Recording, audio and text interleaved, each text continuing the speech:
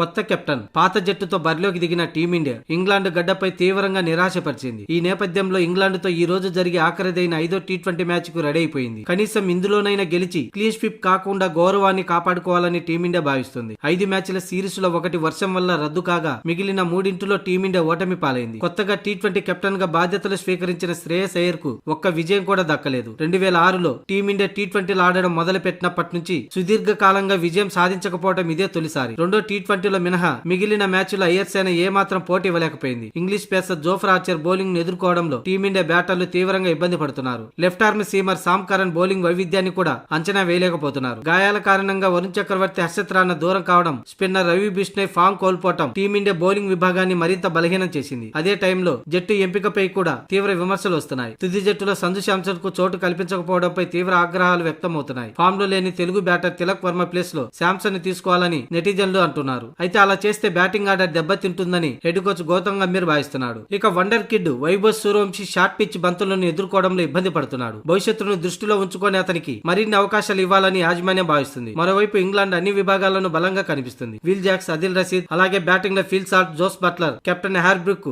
యువ ఆటగాడు Jacob Bethell స్వదేశీ పరిస్థితులను అనుకూలంగా మార్చుకుంటూ ఇండియా బౌలర్లపై విరుచుకుపడుతున్నారు. ఓవరాల్ గా కెప్టెన్ అయ్యర్ తన పేరట ఉన్న పరాజయాల పరంపరకు అడ్డుకట్ట వేసి ఈ ఆఖరి మ్యాచ్ లోనైనా జట్టును గెలిపించి పరువు నిలబెట్టుకుంటాడో లేదో చూడాలి. ఈ మ్యాచ్ ఓడిపోతే క్లీన్ స్వీప్ తో పాటు టీ20 నెంబర్ 1 ర్యాంకును టీమిండియా కోల్పోవాల్సి ఉంటుంది. దీంతో ఈ రోజు టీమిండియా క్లీన్ స్వీప్ కు గురి కాకుండా అలాగే టీ20 నెంబర్ 1 ర్యాంకును కోల్పోకుండా ఉండాలంటే ఈ మ్యాచ్ లో వైభవ్ సూర్యవంశీ ఓ 7-8 ఓవర్లు క్రీజులో ఉంటే మంచి ఆరంభం దక్కుతుంది. ఇక 10 ఓవర్లుంటే మ్యాచ్ టీమిండియా 100% విజయం సాధించడం గ్యారంటీ. ఇక ఈ మ్యాచ్ భారత కాలమాన ప్రకారం రాత్రి 7 గంటలకు ప్రారంభం అవుతుంది.